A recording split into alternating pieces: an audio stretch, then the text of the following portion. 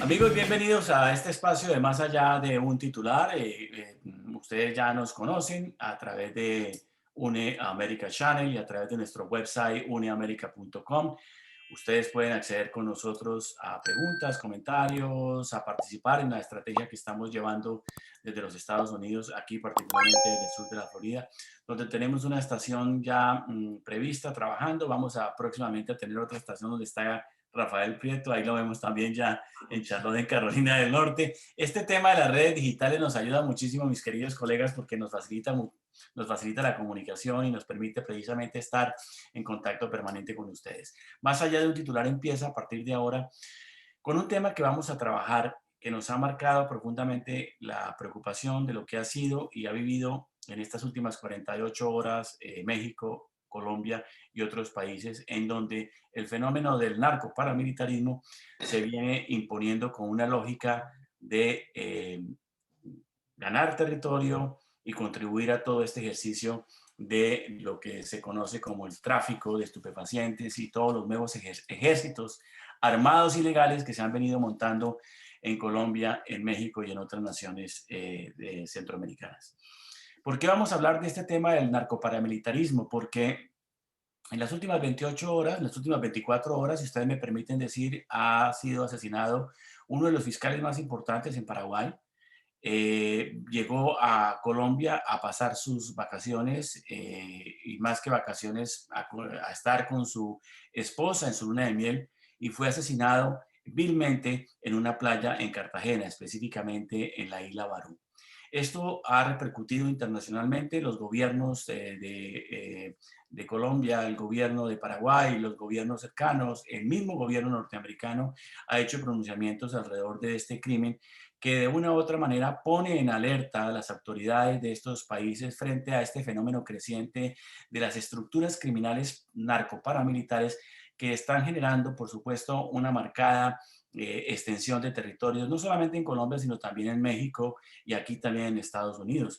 Recordemos que este fenómeno, por supuesto, está dando a que hay un marcado distribución de drogas, de cocaína, de fentanilco, de todos los que se conocen como la metanfetamina y demás. Hoy el Centro de Control de Prevención de Enfermedades aquí en los Estados Unidos reveló un dato absolutamente alarmante. Habla el CDC de que existen en este momento 107,000 personas que han sido fallecidas o han muerto por sobredosis de droga en Estados Unidos en este periodo del último año. Es decir, se ha dado un crecimiento de casi el 15% de aumento comparado con el año 2021 en lo que tiene que ver con este fenómeno de sobredosis de droga. Y esto tiene que ver con estas drogas, la cocaína, el fentanilo, la metanfetamina y demás, que de una u otra manera estos carteles del narcotráfico, estos carteles de la droga que se han impostado muy fuertemente en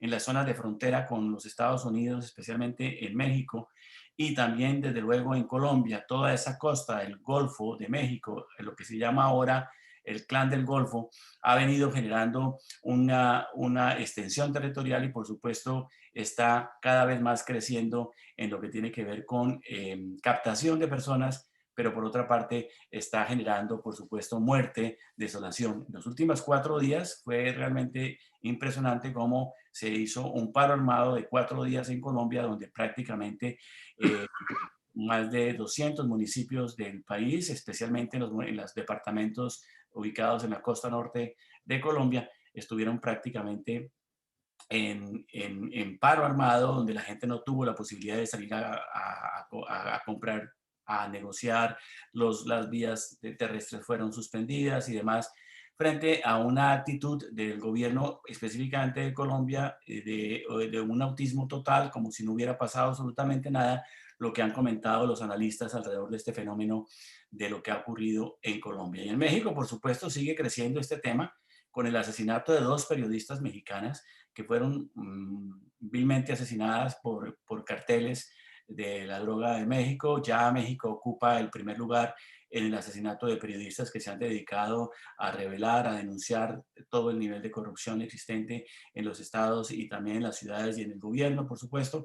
Y los carteles de la droga están realmente haciendo de las suyas. ¿A dónde va esto? ¿Qué va a pasar con todo este fenómeno que viene ya generándose ya una industria transnacional, una industria criminal muy poderosa? Hoy hemos invitado a uno de los conocedores de este tema del narcoparamilitarismo. Eh, Se trata de Jorge Aguilera, un estudioso de estos temas que ha investigado muy de cerca este fenómeno narcoparamilitar, específicamente en Colombia, pero hace sus referencias también al tema internacional, porque todo esto está generando un tejido de desolación, de muerte y de tragedia y de pérdida de institucionalidad política en los gobiernos. Lo hemos invitado para que analicemos este tema del narcoparamilitarismo. ¿Qué es? ¿Qué representa? ¿Qué significado tiene? ¿Cómo se empieza a dar? ¿De qué manera esas estructuras criminales se han apoderado también de otras regiones, de otros países y demás? Hay una lógica que está ahí, que es necesario entenderla para que podamos comprender muy bien este fenómeno. No es solamente la noticia suelta, el asesinato de este fiscal paraguayo asesinado, sino también el asesinato de los periodistas que en las últimas 48 horas ha ocurrido también en la Ciudad de México. México y Colombia están liderando este fenómeno del narcotráfico, del narcoparamilitarismo y cómo los carteles se han apoderado realmente de asumir la institucionalidad por encima de la institucionalidad creada oficialmente. Jorge, bienvenido, un saludo especial. Gracias, Carlos Alberto, muy amable. Saludamos también a Juan Cheín, que se encuentra en Ciudad de México. Juan, bienvenido. Gracias, Carlos. Buenas noches. Un gusto estar con ustedes. De primera mano tenemos información de referencia a estos hechos que enlutan la vida de las familias de los periodistas asesinados en México. Siempre lo hemos dicho acá con Rafael Prieto y con los colegas de Más Allá, un titular, nuestro rechazo total al asesinato de los periodistas. Lo comentábamos en la pasada semana sobre el Día Mundial de la Libertad de Expresión y de Libertad de Prensa. Y por supuesto, seguimos en esta tarea de denunciar, de fiscalizar y decirle a ustedes, queridos amigos de internautas de Más Allá, un titular, que no puede existir, no puede haber democracia si no existe un periodismo libre. Y los periodistas son garantes de la democracia también. Entonces, si se matan a los periodistas, estamos realmente generando unas circunstancias muy difíciles de manejo de la institucionalidad y el manejo de un país. Jorge Aguilera, también periodista, comunicador, que ha dedicado sus temas a trabajar sobre el tema social y el tema de la geopolítica y todo este fenómeno del narcotráfico. Bienvenido, un saludo especial. ¿Cómo percibe usted esto, Jorge Aguilera? En estas últimas 48 horas masacran a dos periodistas mexicanas, matan al fiscal de Paraguay y el fenómeno sigue en aumento. Pues bueno, muchas gracias, Carlos, por esta invitación. Efectivamente, aquí confluyen varios ejes que hay que analizar desde el tema de la perspectiva histórica. Es un momento que no surge porque sí, sino que es parte del desarrollo de unas líneas históricas que hay que tener en cuenta. Los pongo en el contexto colombiano.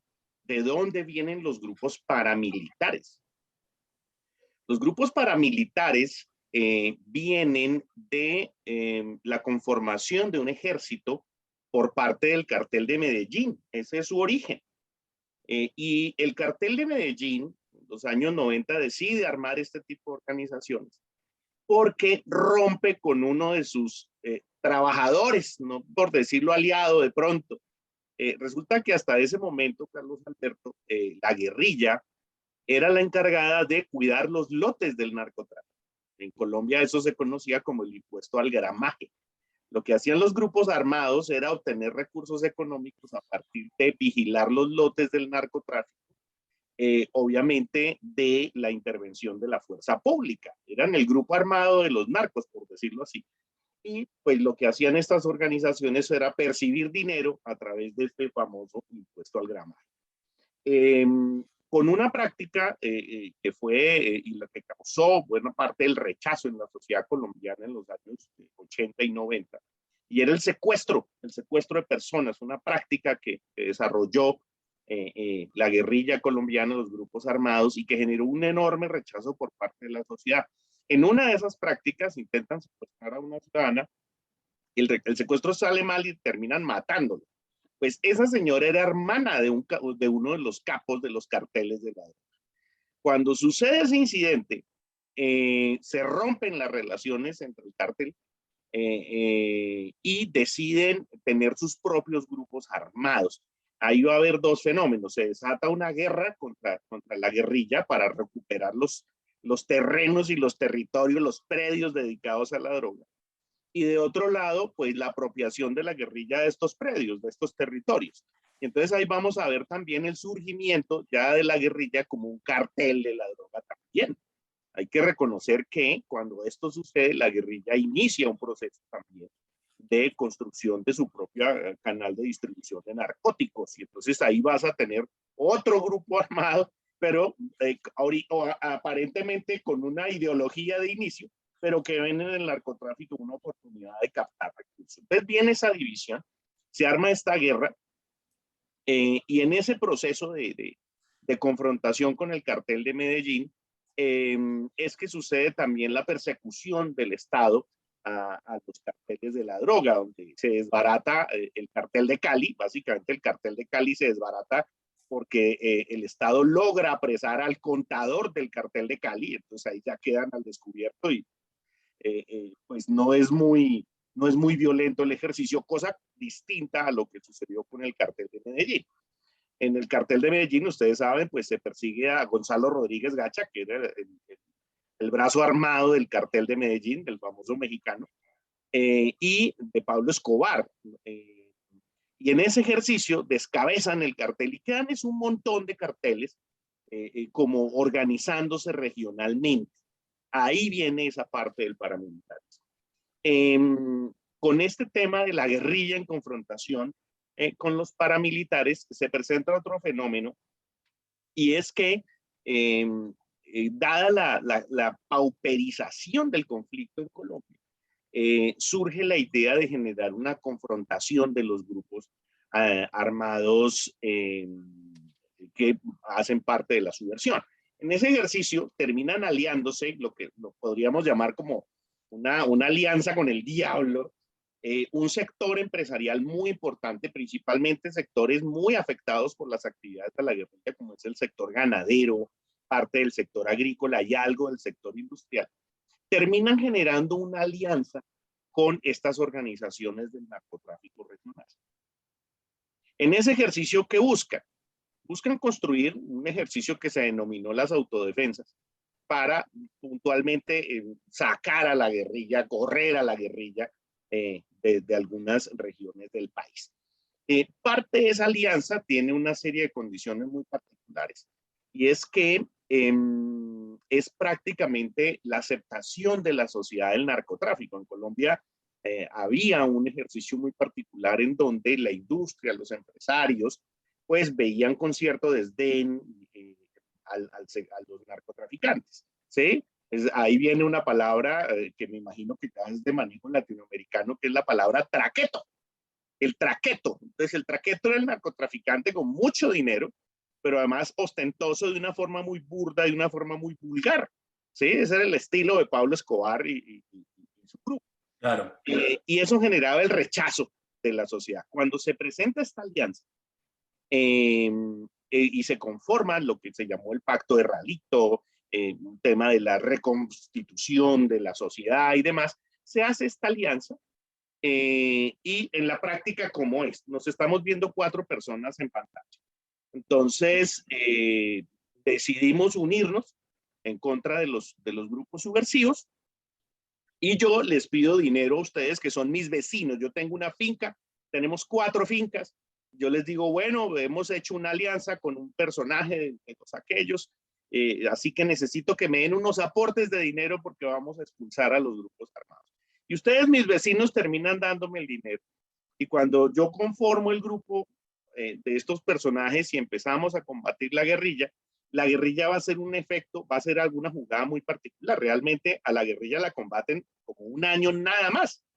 La guerrilla lo que hace es replegarse a sus zonas de control, que son zonas selváticas, la Orinoquía, el Bichada.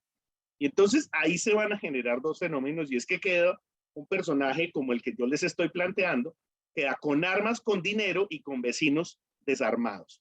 Entonces ahí surge una frase famosa, desafortunadamente en Colombia, que es o negocio con usted o negocio con la vida. Se salieron de madre los grupos paramilitares asociados con el narcotráfico y empezaron a extorsionar a los empresarios, incluyendo los empresarios del sector agrícola. Entonces yo ya iba donde Rafael y le decía, bueno, necesito que me traspase su finca, necesito a Carlos Alberto traspase su finca, Juan, por favor. Y entonces se genera ya un tema en donde se sale de control este proceso.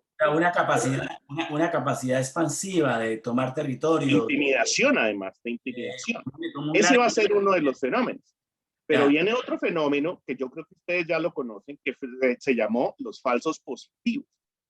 ¿Por qué? Pues porque al ejército se le siguieron pidiendo cifras en bajas, pero la guerrilla estaba replegada en la selva. Entonces lo primero que empezaron a hacer estos señores fue pues a exterminar ladrones. Después cuando ya estos ladrones menores de ganado y demás, que son relativamente grupos pequeños, pues empezaron a acabar con las personas con problemas mentales, el bobito del pueblo, la persona que tenía ciertas capacidades no a su plenitud, terminaban matándolos. Y después viene el tema de asesinar personas en estado de indefensión. ¿Eso qué es? Ahí vamos a ver el asesinato tal cual de civiles que caminaban en algún lugar desprotegidos. El líder de inteligencia del ejército en Gaula, en Arauca, en su confesión dijo que los buscaban cuando salían del colegio y se dirigían hacia sus casas. Eran adolescentes que iban caminando en escuelas rurales hacia sus casas y pues caminaban solos por alguna vereda y de ahí salían, bueno. Entonces se generan esos dos fenómenos en donde el narcotráfico comienza a tomar muchísima fuerza. Y ese modelo organizativo también se empieza a dar en otros países, en la relación con México. Allá voy. Ecuador. Entonces, ¿qué pasa ahí? En ese proceso hay un fenómeno, y los invito a un trabajo muy bueno que tiene la periodista Anabel Hernández de México, que se llama El Traidor. Ahí ustedes van a ver un fenómeno muy particular, y es las oficinas de antidrogas de los Estados Unidos negociando con narcotraficantes para poder establecer control geopolítico de las regiones. Los invito a ver un documental sobre Indonesia, en donde es uno de los casos que yo he visto más antiguos del tema en los años 60, en donde sucede exactamente lo mismo. Estados Unidos llega y genera una negociación con la mafia local, le entrega el gobierno.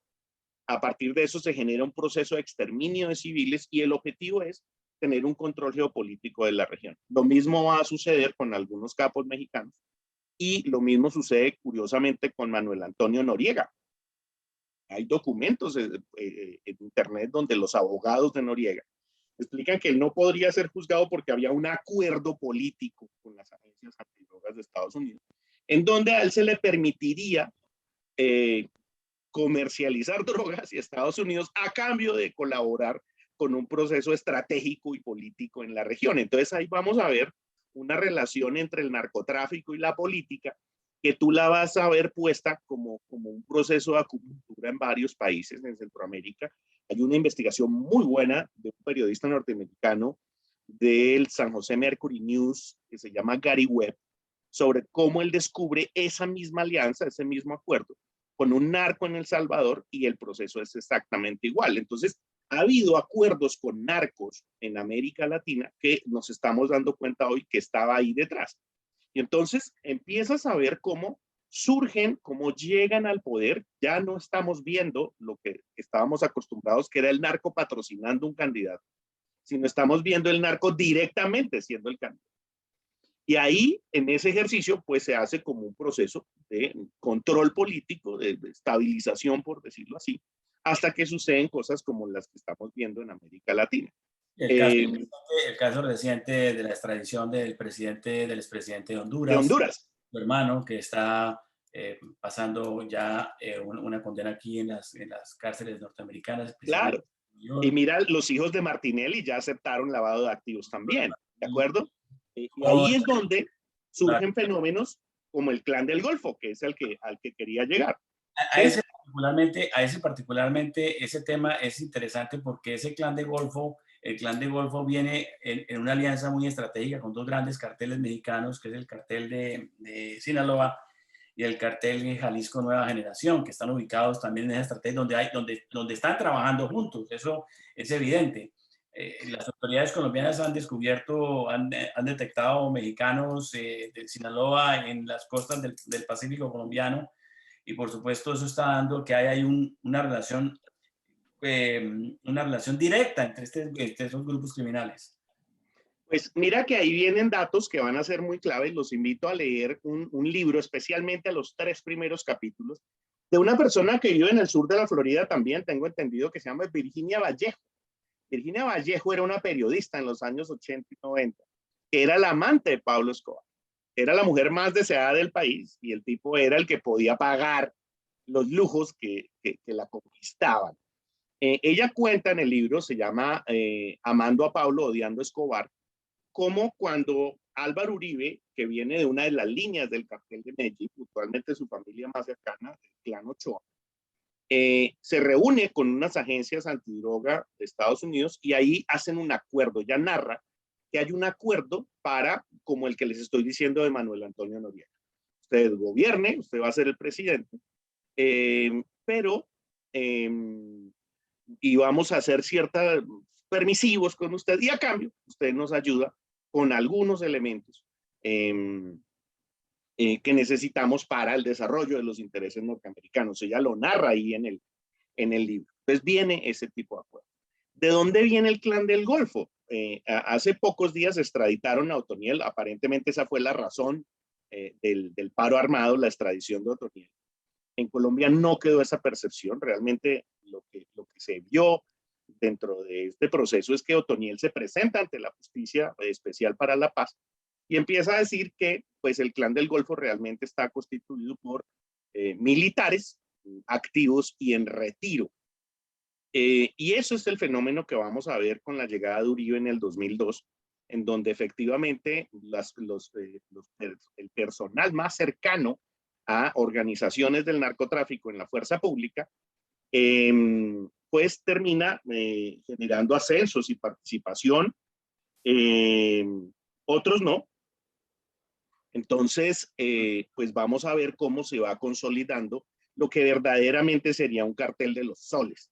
Ahí alcanzó a hablar de varios generales, habló de uno de los, un general del ejército que era el padrino es como el jefe, el que da las órdenes del clan del Golfo, resultó siendo un general del ejército.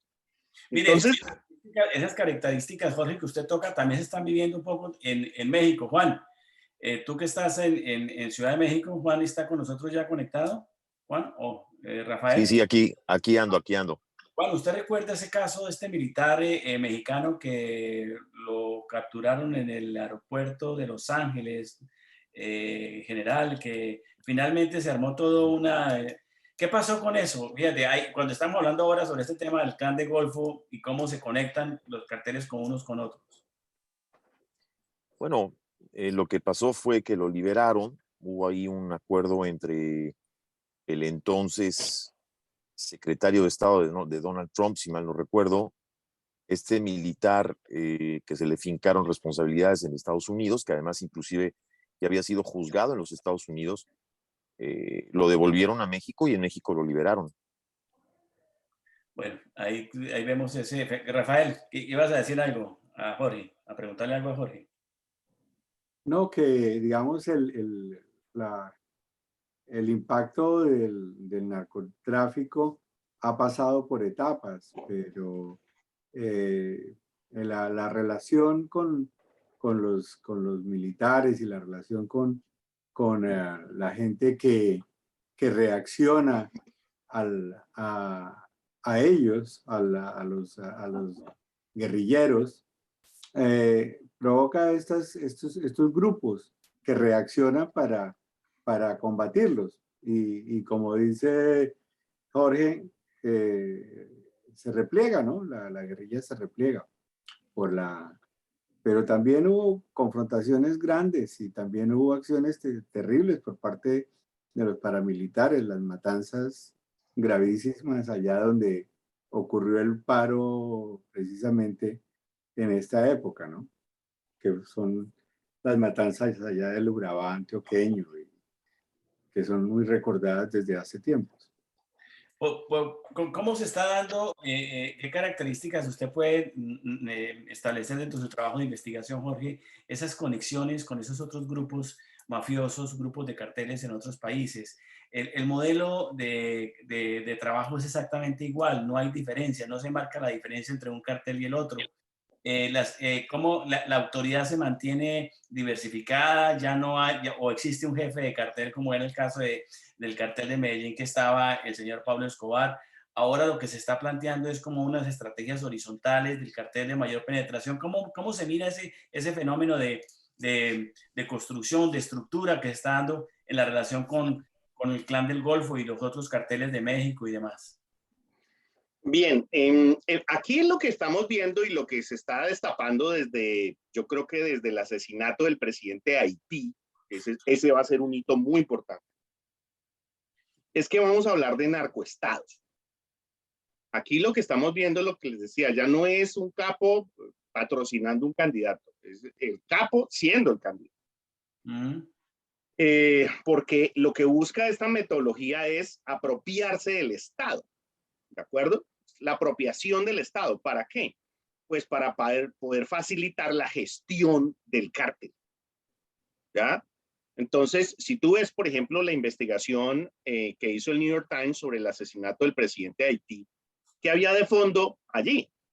De fondo lo que había era una investigación sobre asesinatos para control de la energía, pero también un informe que iba a presentar el presidente de Haití sobre los carteles que pasaban droga a través de la isla.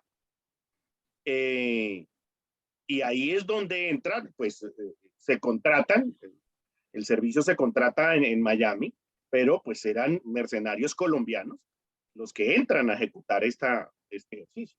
De hecho, si no es porque queda viva la esposa del presidente de Haití, a estas alturas no sabríamos quién lo había matado. Ella queda viva, creo que porque se la muerta o algo así, y es ella la que los identifica y muestra qué fue lo que hicieron. Pero tú vas a ver eso y ves, por ejemplo, el asesinato del fiscal antimafia de Paraguay, y lo que vas a ver es que la investigación del fiscal antimafia era del grupo de un expresidente, que además en Colombia, en el periodo 2002-2010, pues era muy evidente que era uno de los socios comerciales de Álvaro Uribe, y me estoy refiriendo al presidente Cartes de Paraguay. Si ustedes ven en las redes sociales, la investigación de este fiscal apuntaba puntualmente a eso, al círculo que tenía Cartes, o que tiene Cartes en Paraguay, y la investigación de narcotráfico que estaba rodeando a ese grupo en particular. ¿De acuerdo? Entonces, pues ahí estamos viendo cómo se van relacionando estas actividades, estos estados que están siendo penetrados por organizaciones del narcotráfico. Incluso te digo, Carlos, la gran pregunta en este momento es, ¿qué pasa en los países? ¿Qué pasa con los ciudadanos que no estamos de acuerdo con eso?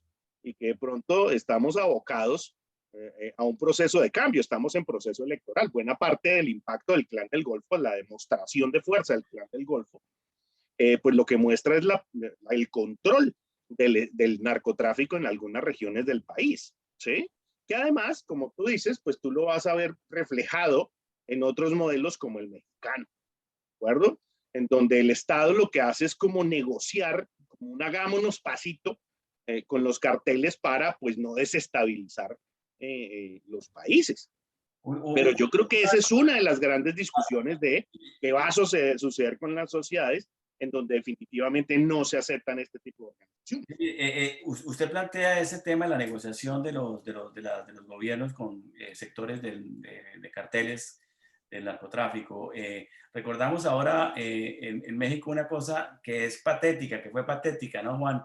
El hecho de que el hijo del Chapo Guzmán, hoy que está aquí en el Chapo, del cartel de Sinaloa, estaban a punto de capturarlos la Marina mexicana y de un momento a otro los soltaron, ¿no?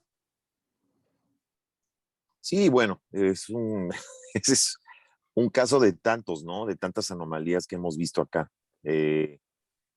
Además, después el propio presidente López Obrador aceptó que él había dado la orden de que lo liberen. Mira, le pido perdón, por favor, al auditorio, si me ven así como con muy poca luz, es porque estoy con el carro. Ya se me hizo aquí de noche, donde estoy, entonces a lo mejor no me veo muy bien, pero Está bien. ahora escuchando hablar a Jorge, es curioso porque cada vez que me toca o que tengo la oportunidad de hablar con algún colega o con un periodista que está siguiendo todo este tipo de comportamientos y este tipo de modelos, lo que Jorge describe es la misma película que yo veo en México y es la misma película que he escuchado de colegas en otros países de América Latina, sobre todo en América Latina, porque ahí es donde está el patrón. A mí me llama mucho la atención, no tanto, y ya no tanto en la parte paramilitar, que también, por cierto, se da aquí en México, que es un brazo operativo del narcotráfico súper importante, porque es el brazo con el que el narcotráfico mantiene sus terrenos y delimita sus operaciones. Me llama mucho la atención del modelo que tiene que ver con la parte empresarial y con la parte política. La manera en la que el narco ha permeado la parte política en lo que va del mandato del actual presidente López Obrador es impresionante. Y para muestra, pues basta un botón. Ahí tienes precisamente el caso que mencionas, el caso de cómo liberas al hijo del Chapo, que es en este momento la cabeza del cartel de narcotráfico más peligroso y más grande que existe en América Latina. La red del tamaño del cartel de Sinaloa en México se extiende inclusive hasta Asia y Europa. O sea, no es un cartel propiamente que opera en México. Es un cartel que tiene ramificaciones en Europa, en Asia, obviamente en los Estados Unidos. Y es un cartel, ojo, y lo digo porque esto es un comentario. Jorge mencionaba uno de los libros de Anabel Hernández. Yo tuve la oportunidad de platicar con Anabel Hernández y de hecho vamos a publicar aquí en el canal la próxima semana esa plática que tuve con ella y tocamos mucho estos temas de cómo empieza a crecer la parte de la narcopolítica y cómo la narcopolítica ha vuelto ya como la parte, esa rama del narco en donde ya no nada más es el narcotraficante que tiene el brazo armado y ese que está en su rancho. Ya hoy en día el brazo operativo de ellos llega a la parte empresarial. Tienen gente preparadísima, estudiadísima en las mejores universidades del mundo, que les maneja la parte financiera y triangula las fortunas y aprovechan para fondear distintos tipos de negocio. Crean distintos tipos de fondos, de trusts y de fundings que operan en muchísimas empresas y muchísimos partidos políticos. En México tuvimos las elecciones intermedias el año pasado y las elecciones intermedias del año pasado fueron un claro ejemplo de cómo el brazo operativo del narcotráfico es contundente para lograr el triunfo del gobierno en diferentes estados en México y en diferentes gubernaturas, y Anabel me lo describió perfectamente bien. Es decir, en estados donde ves candidatos a gubernaturas donde había claras ventajas de partidos de oposición, de la noche a la mañana las ventajas se achicaron y el día de la elección ganaron los candidatos del partido en el gobierno, el partido de López Obrador. No solo eso, sino geográficamente es muy contundente porque México tiene la costa del Pacífico y la costa del Atlántico y ves como casualmente los gobernadores que ganaron son los que componen toda la franja del Pacífico, que es donde está Sinaloa, y que abarca prácticamente desde Centroamérica hasta la frontera con Estados Unidos. La otra parte que quiero completar para terminar mi comentario, de la que casi nunca se habla en el caso del narcotráfico, es la parte que tiene que ver con los Estados Unidos. Hay que reconocer que también los Estados Unidos sigue siendo hoy por hoy el mercado de consumo más grande del narcotráfico y sigue siendo el mercado productor de armas principal de los carteles del narcotráfico, que todavía no se ha logrado ni desmantelar ni descifrar las redes de la gente que compra armas y que la mayoría de las armas que compran en las operaciones del narcotráfico, pues no solamente son armas rusas ni armas chinas, son armas norteamericanas. Es decir, hay una red, un mercado negro muy importante de manejo y compra y venta de armas que provee a estos carteles. Y entonces, pues con una facilidad del mundo, se crean paramilitares que de pronto ya no estás hablando de paramilitares que están ahí improvisando en la selva. Aquí hay paramilitares que ya tienen hasta tanquetas. Hay paramilitares que ya tienen Hummers completamente equipados con bazucas. Entonces, realmente se ha creado, es como dicen, cría cuervos y te sacarán los ojos. Están criando a un monstruo al que después ya no van a tener ni siquiera la manera de erradicar, porque ya va a estar tan permeado en el ámbito político, en el ámbito empresarial y en el ámbito social, que incluso ya se está normalizando. Vemos lo que sucede en Bolivia, la forma en la que Evo Morales legalizó prácticamente la producción de la cocaína. La producción y la maquila de cocaína está completamente legalizada en Bolivia y el crecimiento es brutal. Bolivia era uno de los principales proveedores del cartel del Chapo Guzmán, que mandaba avionetas a Bolivia y a veces a Venezuela, ¿no? Entonces, hoy por hoy, yo creo que lo más peligroso de esto sigue siendo, sí, la narcopolítica, cómo los carteles crecen, pero también del otro lado ver que todavía hay una contundencia de un mercado enorme de consumo en los Estados Unidos y también de tráfico, ¿eh? Hay que reconocerlo, porque yo nunca he visto que en los Estados Unidos se agarre a un capo en Los Ángeles, o se agarre a un capo en Nueva York, o se agarre a un capo en algún lado. Sí, ok, se arrestan narcomenudistas, se arrestan a muchos afroamericanos que traen droga y arrestan a muchos latinos narcomenudistas, pero Estados Unidos concentra gran parte de su poder y de operación en la DEA, y la DEA opera pues en muchos países, entre esos países aquí en México. Concentra gran parte de sus recursos para operar fuera de los Estados Unidos, pero no se está encargando Estados Unidos de combatir la parte que tiene que ver con distribución dentro de su propio país. Y creo que también ahí radica gran parte del problema. Y ojo, que no hablo ni de latinos, ni hablo de afroamericanos, hablo del típico WASP, el White Anglo Saxo Protestant, que hay muchos carteles. Y entonces, contra estos carteles, pues, extrañamente nadie actúa. Entonces, ese es mi comentario.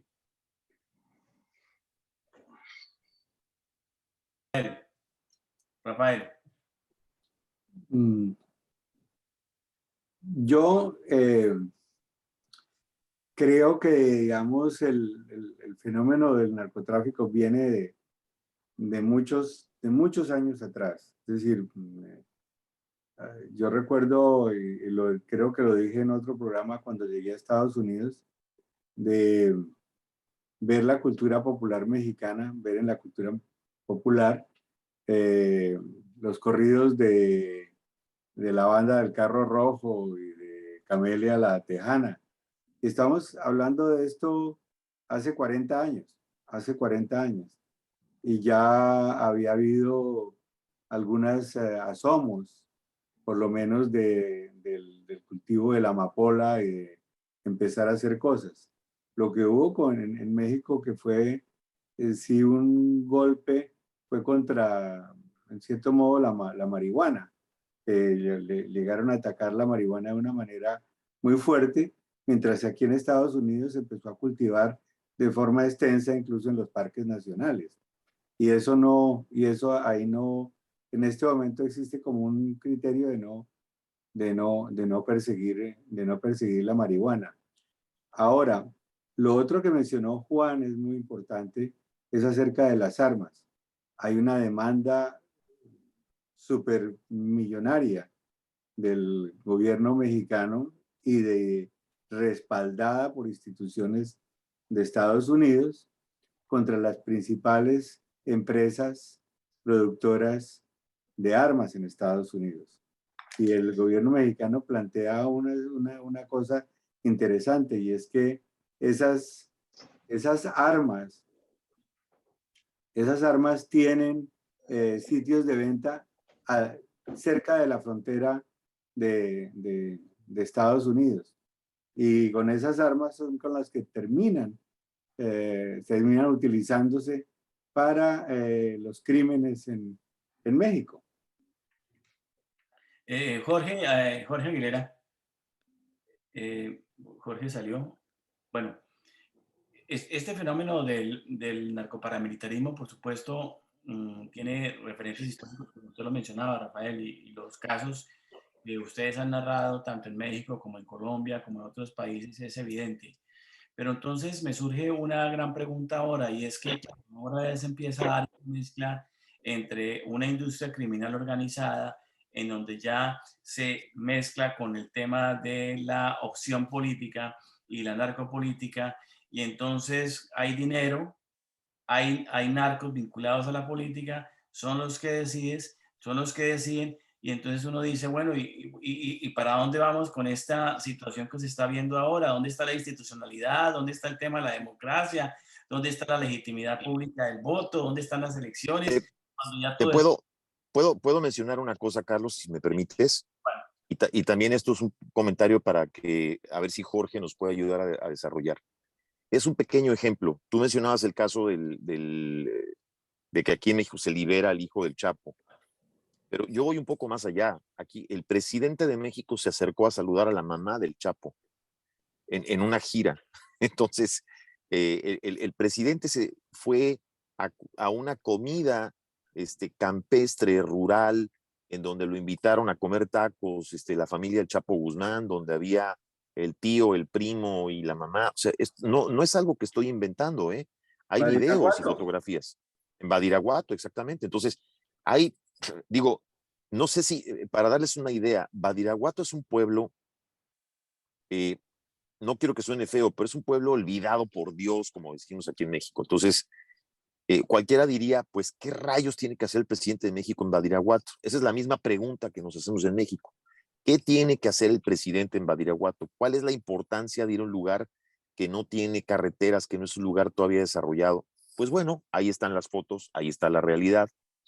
Por otro lado, si todavía dudamos, dentro del gabinete del presidente López Obrador, aquí hay un personaje negro, clave y muy poderoso en la política mexicana, que tuvo que ver con la muerte del agente de la DEA, Enrique Camarena, Kiki Camarena, que se ha dicho muchísimas veces y desde hace muchos años que él fue el que dio la orden para que mataran a Kiki Camarena, que además de hecho esto, pues hay películas, hay series de televisión que se han hecho en muchas ocasiones, y este personaje negro del que hablo se llama Manuel Bartlett.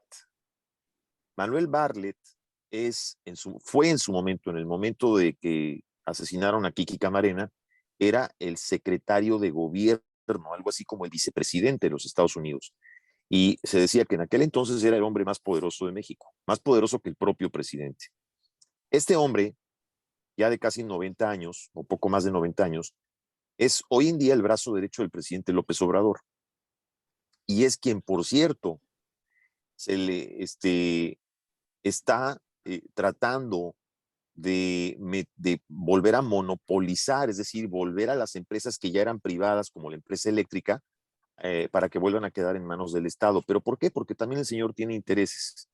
Se le han descubierto más de 23 o 24 casas en diferentes estados, se le han descubierto empresas multimillonarias. El hijo de él es una persona que ha agarrado, que ha ganado, o no ganado, pero más bien le han adjudicado directamente muchos contratos a nivel gobierno. Cuando fue, por ejemplo, lo del COVID, cuando el COVID pegó durísimo en México y se necesitaban respiradores artificiales, Inverde, me refiero a su hijo, tomó un contrato donde le vendió al gobierno alrededor de 100 y pico de respiradores donde el precio era 5 veces más alto de lo que costaba un respirador en el mercado, y el gobierno se los pagó de manera cruel y descarada. Entonces, ¿a qué quiero llegar como conclusión? Que llega el momento en el que muchos de estos demagogos y muchos de estos regímenes, como es el de López Obrador, que así ya se ve en México como prácticamente un dictador, como el de Venezuela, como el de Bolivia, como el de Cuba, pues saben que llega el momento en el que se tienen que mantener en el poder por 2 vías. Una, dominando al ejército, y otra a través del brazo operativo del narcotráfico. ¿Por qué? Porque simplemente llega el momento en el que ya por la democracia estas personas no pueden ganar votos, y entonces necesitan el brazo operativo del narco. No sé qué opine Jorge al respecto. Bueno, yo voy a enlazar, porque mira cómo estamos armando. Yo creo que está pasando lo de la vez pasada, Carlos, que íbamos armando como el rompecabezas, cada uno trayendo sus fichas. La relación de la respuesta de Rafael con la de Juan. Apagué un segundo la cámara para ir a traer dos libros a partir, uno de lo que dijo Juan y otro de lo que dijo Rafael. Sobre el que dijo Rafael es esta novela, La noche de las luciérnagas, sobre el origen de la distribución de marihuana.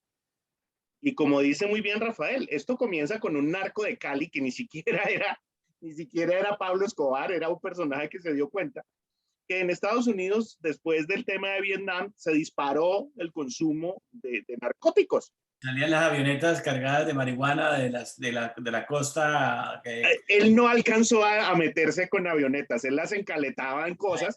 Pero de todas maneras, ese tipo de situaciones se dio muchísimo aquí también en el sur de la Florida. Miami fue un punto receptor. Ahí, en esta de La noche de la luciérnaga, cuenta cómo pues llega es con agencias de los Estados Unidos y empiezan a sembrar en La Guajira, y empieza la bonanza marimbera a partir de curiosamente, de las agencias norteamericanas.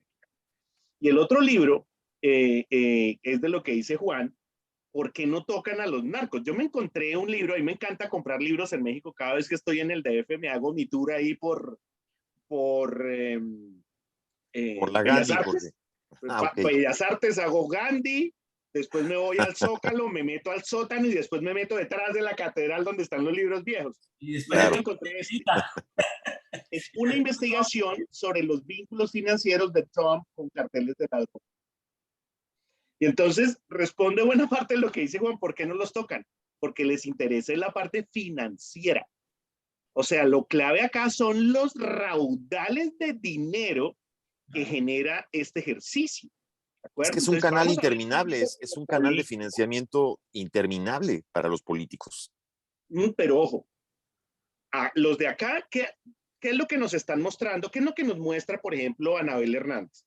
Que realmente lo que hace la DEA es obtener información de estos capos, subirlos a temas políticos y después chantajearlos. Sí, esos son los famosos acuerdos de los cuales también habla Virginia Vallejo. Te hacen es un acuerdo, lo dejamos subir, pero sabemos esto y esto usted, así que usted nos ayuda con lo siguiente. Entonces los chantajean. El gran río de dinero está en Estados Unidos, por eso no están esos grandes capos, porque hay sectores que van a tener mucha incidencia en eso, ¿verdad? Entonces, ahí vas a ver el tema de lo que decía Carlos con el tema de la política.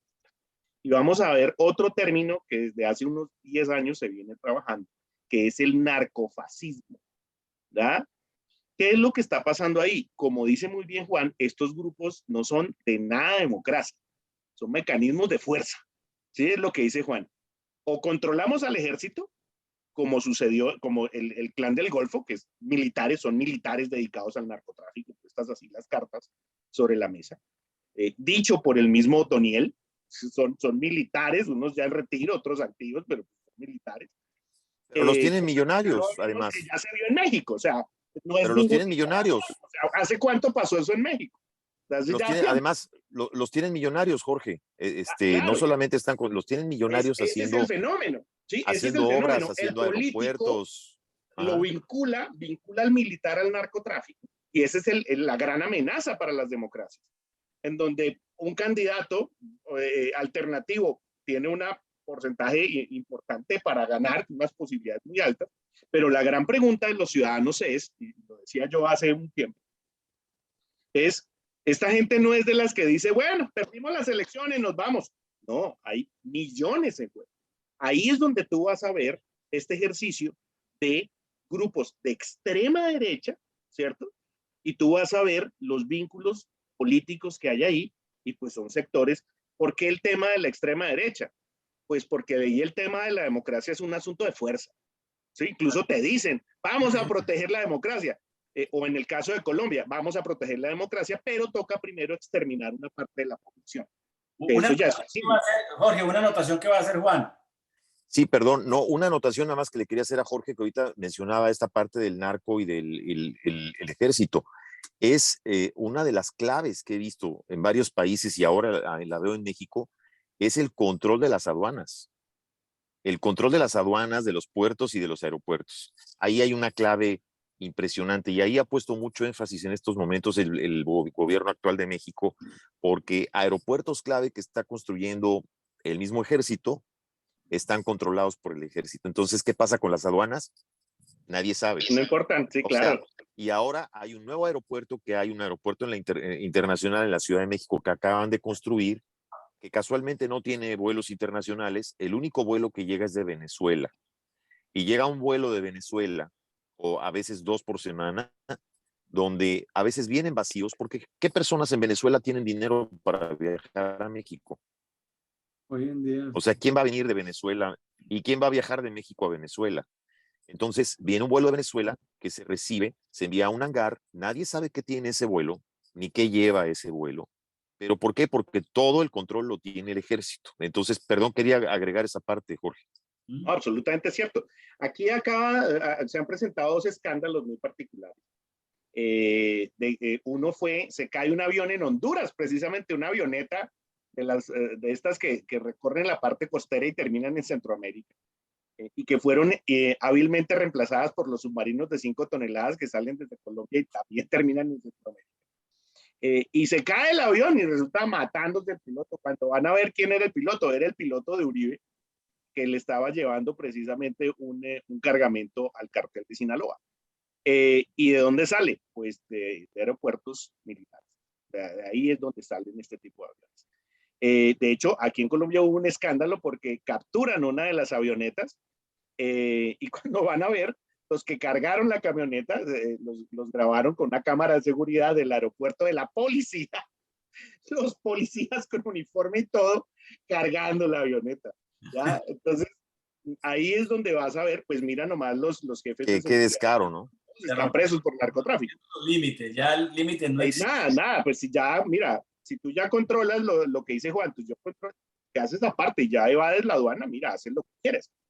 Hay otro tema que hay que tener en cuenta aquí, sobre cómo se internacionalizan lo que decía Juan del cartel de Sinaloa y sus efectos en Asia. Hay que recordar que el enlace del cartel de Sinaloa en Colombia era el Pecoso Uribe, el hermano de Uribe. Cuando el Pecoso se muere, le da un cáncer y se muere, queda la esposa, Dolly Cifuentes, que es el clan de los Cifuentes Villa, controlando el tema del cartel, la apresan junto con su hija. Pero hoy en día, el cartel de Sinaloa controla el sur de Colombia, el norte de Ecuador, a tal punto que se han dado el lujo de hacer toques de queda. O sea, aquí en Colombia hemos tenido zonas fronterizas en donde pasa el cartel, pasa unos papelitos por las casas y les dices, hay toque de queda a partir de las 6 de la tarde. Sinaloa presente. No, Eso ya es muchísima confianza, el control territorial. Pero además hubo una masacre de jóvenes que se hicieron en la puerta de la casa, en el toque de queda, y pasaron y los ametrallan, queda uno vivo.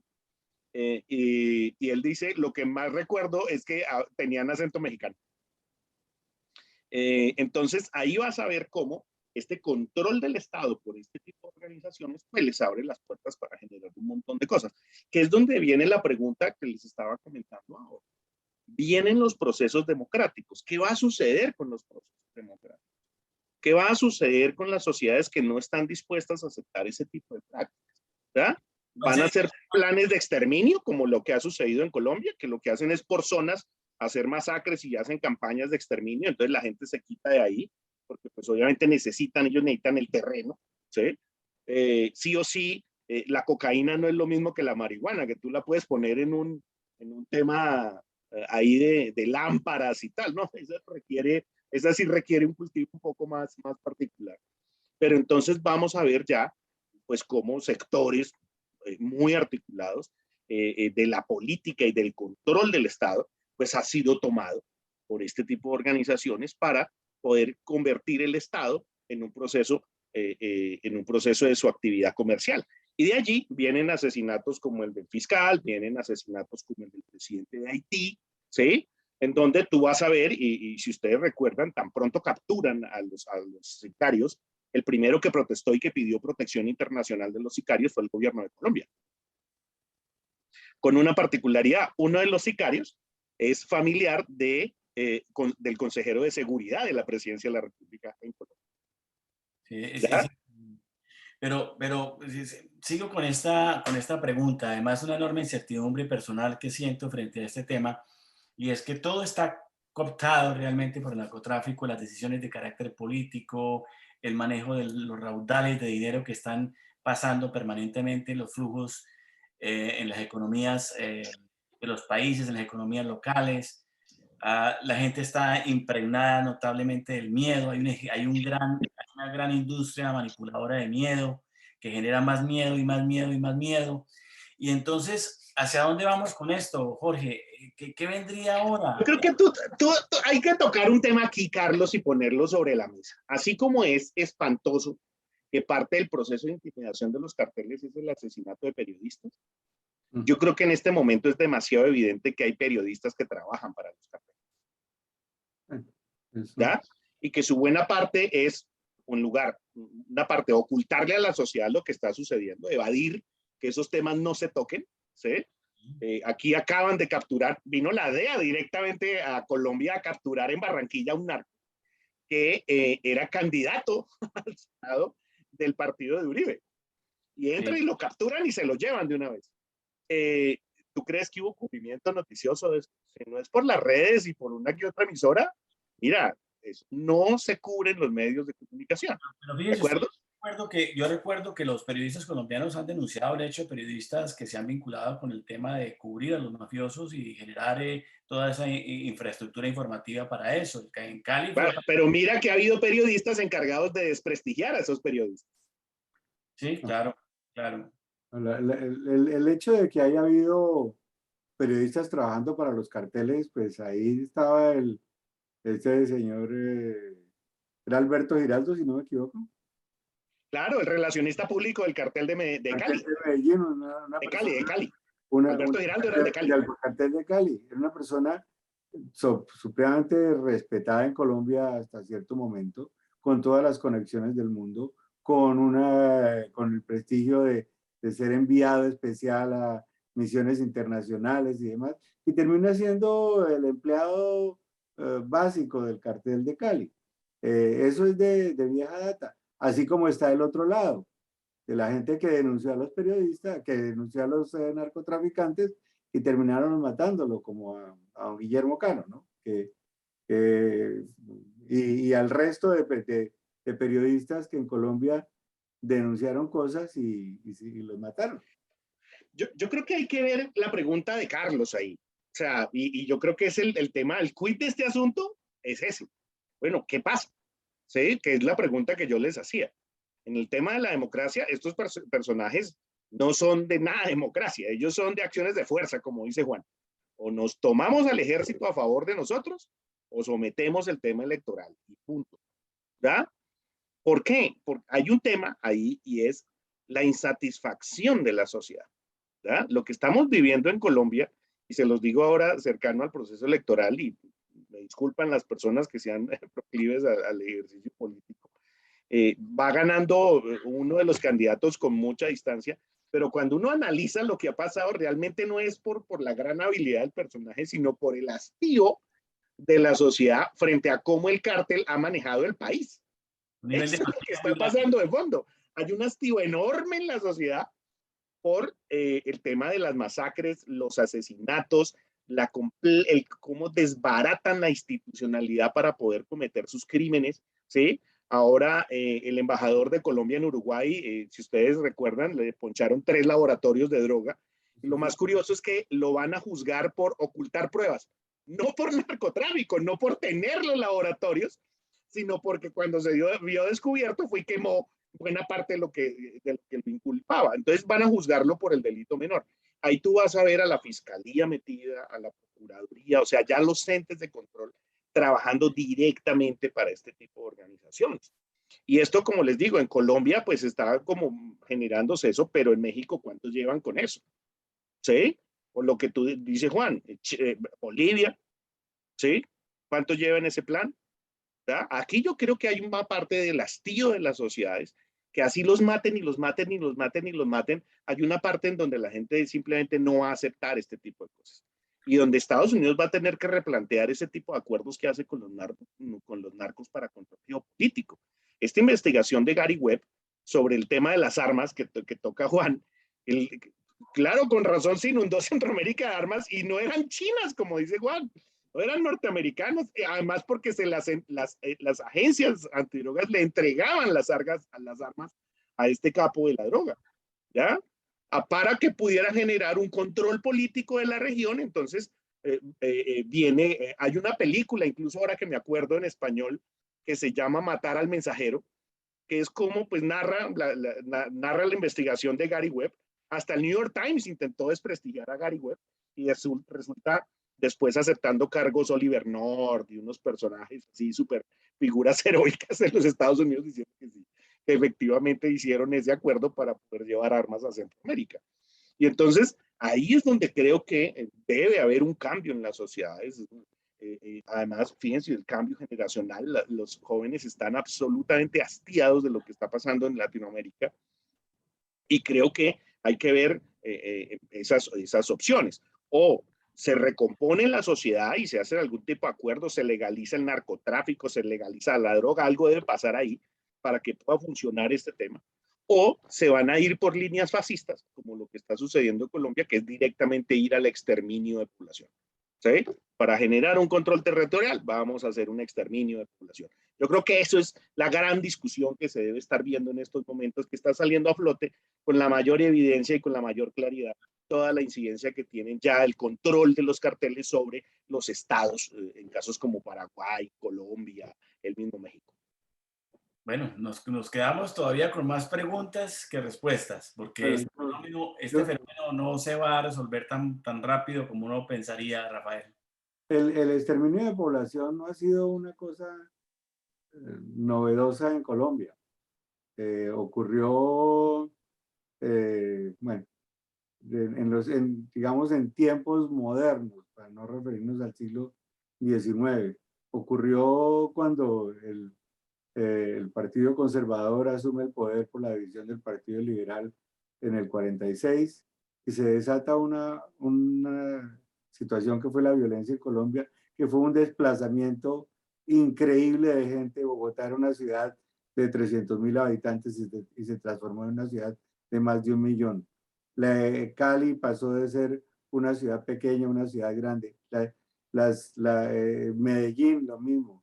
Y por el desplazamiento de la gente del campo, que los paramilitares de la época, que eran los pájaros, el cóndor de Lozano de Tuluá y esos, llegaban a que la gente se fuera y a que les entregara las escrituras firmadas. Eso es el mismo fenómeno. El mismo fenómeno digamos, de la SAUC, de la herencia de Guacharacas. Es el mismo fenómeno de desplazar la gente y que la gente no pueda regresar a sus tierras, porque cuando va a regresar a las tierras, los mismos que lo sacaron son los que les aplican las medidas de fuerza. Los paras, los Jorge Tales, todos ellos hicieron exactamente lo mismo que se hizo durante el periodo de la violencia en Colombia. Desplazar a los campesinos, tomar las tierras. Mire, quiero finalizar el programa, Rafael Jorge Aguilera. Gracias por compartir con nosotros esta reflexión, este conversatorio. Por supuesto, vuelvo y digo, nos vamos con más preguntas que respuestas, pero quiero invitarlos a ustedes, que son periodistas, ustedes que están aquí conmigo conversando sobre este tema. Ustedes como periodistas, ¿qué harían frente a este panorama? Que tienen ustedes la posibilidad de de trabajar con medios, que están con medios, que están con la comunidad, frente a este panorama sombrío que estamos viendo en América Latina y en general en el mundo, este fenómeno del narcotráfico. ¿Cómo lo harían? ¿Cuál sería esa clave para darle una salida, un camino a este fenómeno desde el punto de vista de los medios, desde el punto de vista del periodismo, desde el punto de vista del ejercicio informativo? A ver, Jorge, te lanzo. Bueno, para cerrar la intervención de Rafael, que me picó ahí, efectivamente, pues vienen las guerras civiles del siglo XIX y toca, Rafael, el tema clave de la violencia de mediados del siglo XX. Con esta idea de Laureano Gómez de ganar las elecciones del 50 y de declarar al Partido Liberal Comunista, y a partir de eso armar civiles, aliarlos con la policía para matar liberales diciendo que eran comunistas. Y vienen de ahí las guerrillas de mediados del siglo XX. Efectivamente, era por la tierra y termina la gente desplazándose hacia las ciudades. El efecto de los paramilitares hoy es que los jóvenes se quieren ir ya del país. O sea, esa generación que migró hacia las ciudades y que tuvo hijos, ahora esos hijos quieren irse del país. Y esa es parte de la depresión y esa parte del hastío y lo que hemos visto en los paros y cómo revienta y cómo es el gran estallido social de América Latina. Yo creo que es por esta generación joven que encuentra eso. ¿Qué planteo yo que puede suceder? Yo creo que uno de los temas para liberar pensión del ejercicio es la legalización de la droga. Porque además hay una cosa venenosa de algo que tocó Juan y se me pasó, y es cómo combaten los distribuidores pequeños, ¿sí? Resulta que eso es maquiavélico. Cuando tú combates a los distribuidores pequeños, el precio de la droga sube. Entonces el narco más gana plata en la medida en que más persigan a los pequeños distribuidores. Entonces yo creo que ahí viene un punto, poder legalizar eso para pues eliminar esa tensión que hay sobre la región. La otra parte es que es el hastío de la sociedad, que es lo que les digo. Eso está un tema en donde la sociedad va a salir a las calles. Lo hemos visto en México, lo hemos visto en Colombia, lo hemos visto en Chile. Si ustedes ven los grandes, están o el narco o uno de sus grandes aliados, el banquero, el que lava los dineros. Muchas veces los carteles llegan al control de los países es a través de los banqueros, a través del que le lava la plata, ¿sí? Que ya no son, digámoslo así, aliados a presión, como sucedió hace unos años en Colombia, que era el banquero presionado por el narco a ver que le ayudara. No, o sea, son socios, son una parte del negocio. Acá el principal banquero del país era sobrino de un narco. O sea, uno de los primeros narcos extraditados a Estados Unidos era el tío del banquero, el principal banquero del país que hay en este momento en Colombia. Y entonces, ahí yo creo que hay un hastío de la sociedad que en algún momento pues va a obligar a cambiar el modelo. Por lo que te digo, al narco le va a quedar muy difícil matar a todo el mundo. Hay un momento en donde eso colapsa, ¿sí? Y el tercer punto es que Estados Unidos tiene que revisar este tipo de políticas en donde hace acuerdos con los narcos, termina protegiéndolos y termina generando una desestabilización en los países que ni a ellos mismos les conviene. ¿Y el papel de los medios frente a este fenómeno cuál sería? La ética. Tiene que volver al camino de lo ético. Aquí tú vas a ver cómo las redes sociales han logrado que se caiga el prestigio y se caiga la credibilidad de periodistas que evidentemente están trabajando para este tipo de organizaciones. Es demasiado evidente. Hay un caso en Colombia de una de las periodistas que ha perdido credibilidad enorme en el país y es la esposa de uno de personaje de uno de los clanes. ¿Sí? Entonces ahí es cuando vas a ver cómo organizaciones criminales, por decirlo así, están metidas en la cama de los periodistas. En el caso de la señora es el esposo, en el caso de un periodista es la esposa. ¿Sí? Entonces, pues tú ya ves que hacen parte de un círculo social, ¿cierto? Y el periodista pues termina haciendo parte de ese círculo social y protegiéndolo. Así su estatus se deba a dineros de organizaciones criminales. Idiota útil. Ni tan idiota, porque mucha plata reciben de ahí. Juan, para terminar nuestro programa. Bueno, mira, subiéndome un poco al comentario de Jorge, sí, yo creo que los medios juegan hoy en día un papel muy importante, pero creo que cada vez es más difícil ver, por lo menos aquí en México, medios tradicionales eh, diciendo la verdad absoluta, porque cada vez ves más medios que están atenuando sus comentarios. Cuando hay un gobierno que genera miedo, cuando hay un gobierno que desde las conferencias presidenciales, quien gobierna el propio país es el principal que emite las arengas contra los periodistas todos los días, es decir, ejecutando, señalando, diciendo hasta sus cuentas bancarias y dónde viven, etcétera, etcétera. Esto se convierte en un juego muy peligroso. Y llega el momento en el que lamentablemente, porque decimos, bueno, sí, hay que mantenernos con ética, pero llega un momento en que la ética también tiene su precio. Y muchos de esos periodistas prefieren salvar la vida por el simple hecho nada más de que no los maten o no arriesgar a sus familias. México lleva, en lo que va del mandato del presidente López Obrador, México ya lleva más de 60 periodistas asesinados en 41 meses. 11 periodistas en lo que va de este año, es decir, en los últimos 5 meses, acaban de matar a 2 periodistas mujeres en el estado de Veracruz de una manera totalmente impune. Pero más allá de todo eso es, si me preguntas si en estos momentos aquí en México hay en la cárcel a alguien por matar a un periodista, No, no hay nadie. categóricamente te puedo decir que no hay nadie.